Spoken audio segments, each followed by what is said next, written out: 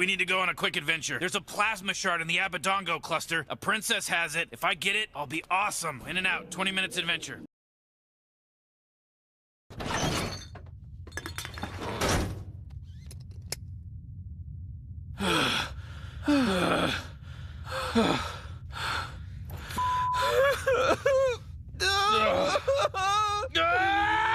If you play games, then you've already heard of Starfield. Whether it be from the ads of your favorite celebrity, or E3's presentation back in 2018, or just the vast majority of videos that have been populating on YouTube this past couple weeks. So with that said, thank you for clicking on this one. I really appreciate it since I didn't spend my grocery money just to play this game a week early. And hey, if you like the video, please consider subscribing. Let me get something straight here by saying I absolutely love space. So I was very excited for this game to come out. All the shipbuilding, futuristic gunplay mechanics, fucking jetpacks, like dude, I want to play this game right now as I'm recording this audio. But when I finally got my hands on it, most of my expectations were met. So far, I have about 120 hours in the game, and honestly, my thoughts on it are kind of mixed. Now, this video is spoiler free, but with so many hours in Starfield, you'd expect me to have this video be a detailed breakdown on all the game mechanics, story progression, and just general stuff like that. I do have a lot to say about this game, like a little bit too much, but I'm gonna try my best to make everything make sense while explaining my experience with Starfield. Right off the bat, I can say that I genuinely enjoy this game. While it's not perfect, it's still a good space exploration experience. It still has that Bethesda jank that we've all grown accustomed to with the expressionless faces, weird bugs, and unbalanced sneak builds. And since Starfield is a space exploration game,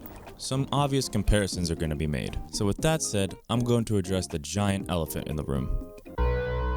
Yeah, that one. It was inevitable. I'm going to assume that most of you watching this video can remember the launch of No Man's Sky. But for those of you who don't know, basically the developers of the game made a bunch of promises and features that would release with the game. But when it came out, none of those features were there. Wow, thanks. I've been dying for one of these. Where's my drink?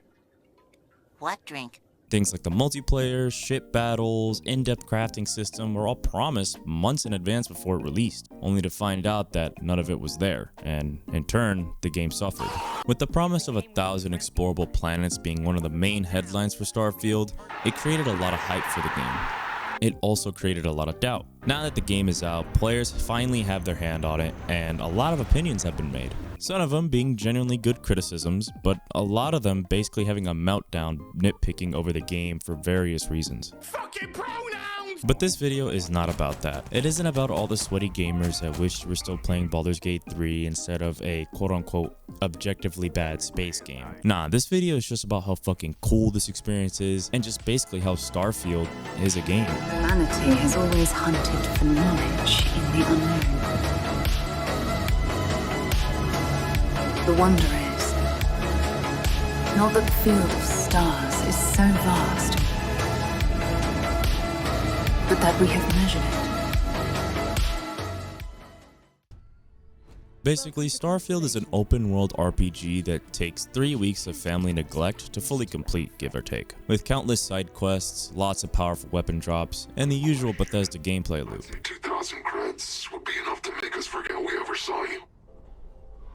Are you fucking dumb? But what sets Starfield apart from the Elder Scrolls or Fallout franchises is the whole space thing. Having a massive space playground waiting for all the crimes you'll commit. You can go off in literally any direction you want right at the start of the game to deal with all sorts of groups, discover different locations on new planets, or even just do this. Now, is the space exploration in Starfield better than No Man's Sky?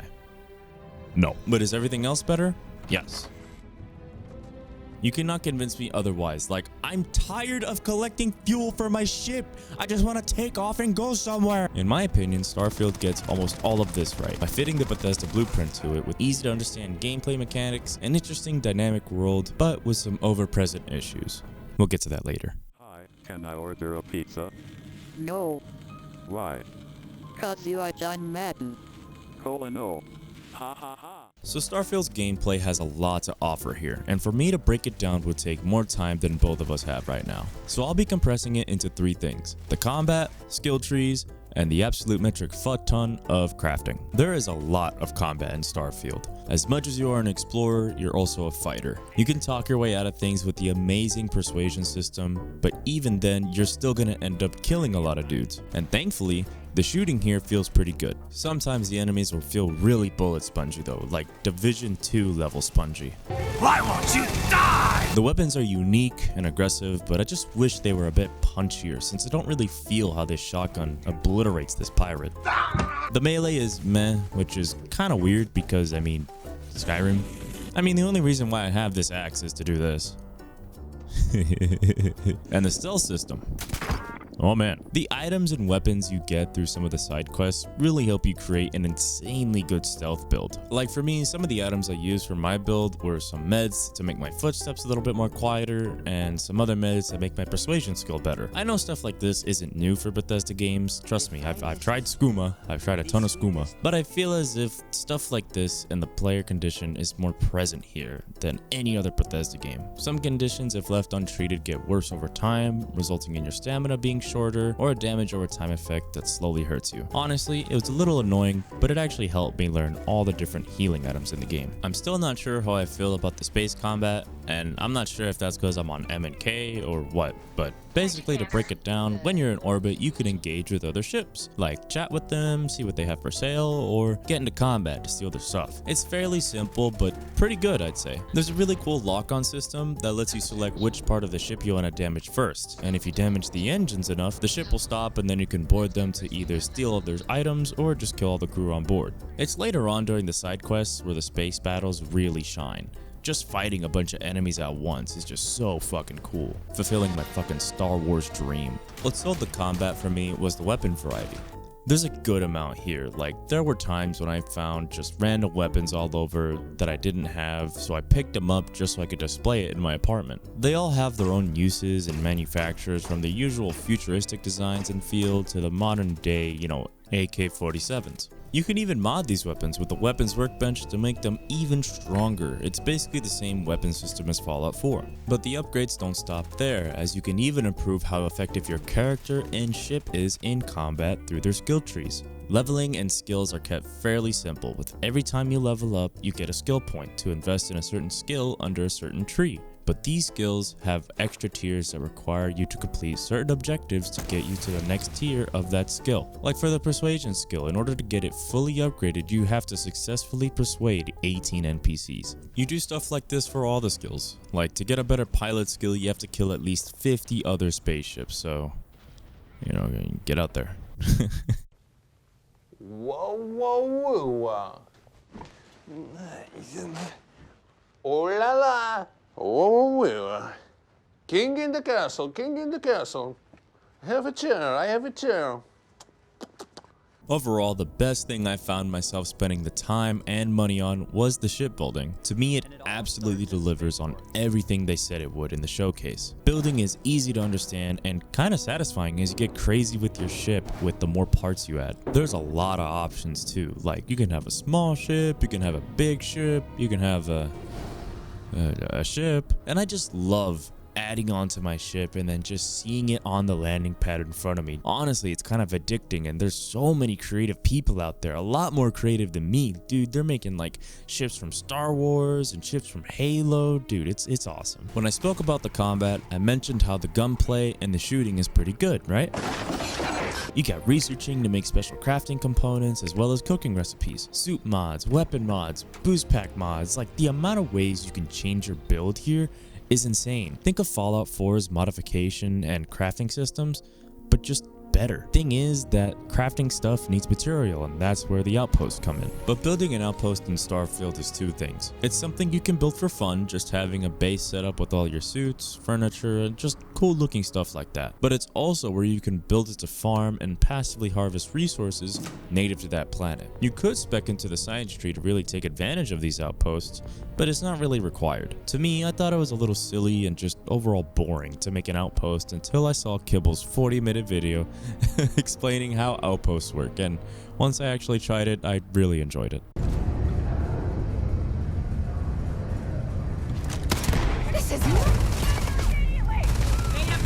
The world of Starfield is a bit complicated, to say the least. I honestly found it a little bit boring at first. Like, don't get me wrong, a lot of the planets in the game are really cool with the big cities and towns that it offers, with the amazing side quest opportunities, but most of them are just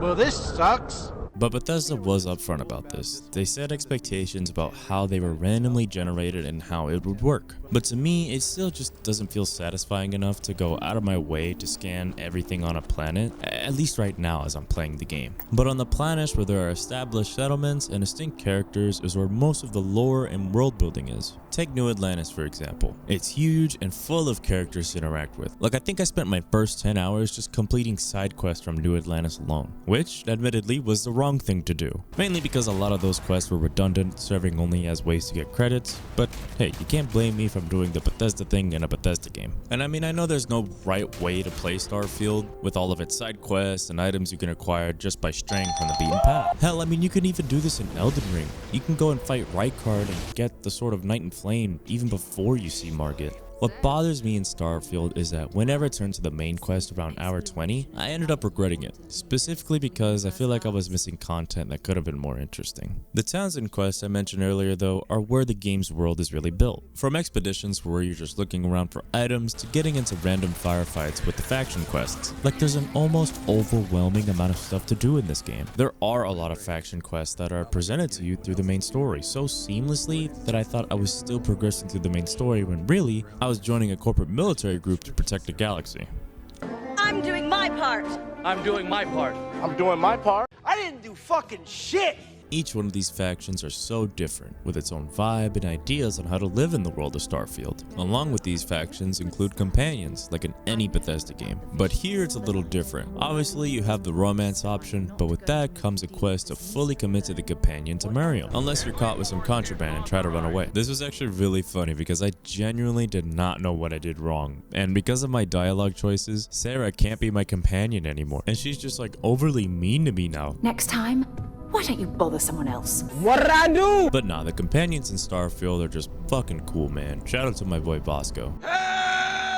Visually, Starfield is pretty okay. Usually I don't really care for graphics all this much, but for a Bethesda game, this is impressive enough. Especially with the ship models, with all the different companies making different modules for the ship. It's genuinely awesome. They really didn't have to make backstories for all these parts and all these companies. But where the visuals aren't so good are on the planets.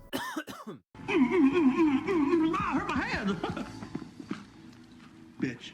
I guess this is the part of the video where I start talking about all the problems and where I get a bunch of hate comments. I've seen a lot of people saying that the game's planets are just barren, with nothing to do. I have two responses to that. One, they're kinda right. And two, imagine the fucking mod potential, dude.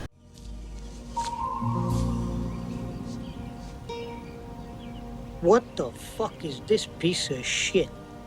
But no, seriously, what I mean by this is, yes, most of the planets in Starfield don't really have a lot going for them. It kind of feels like their only purpose is for just resources sometimes. Mix that with all the loading screens in between space travel and the invisible walls, it kind of feels like a waste of time to land on some of these planets. And without spoiling anything, the main quest is kind of mid. I mean, there's an oh shit moment there somewhere, but I mean, it doesn't even happen until the later half of the quest, so it does take a while to pick up. I mean, that's just my opinion though. Others can say that it's the best thing they've seen since Skyrim. I don't know. Leave a comment on what you think of it. I mean, sure, you do have some bugs here and there, from the gameplay to the feel and the vibe of it all, but that's just the Bethesda jank that's found in every one of their games. Ultimately, it just boils down to the weird, silly bugs that'll happen sometimes, like when you walk into a location, the companion runs like he's the kid that wants to get to lunch first, and sometimes if you're running faster than your companion and start a conversation with an NPC, the camera will cut back to an empty space where they're supposed to be, but you'll still hear them as if they're right next to you. No big deal really, but it can break the immersion of Starfield for some people. Now, these aren't really game-breaking bugs. Like, when it happens, it's just kind of like, whatever, you know what I mean? The creation engine is over 12 years old now.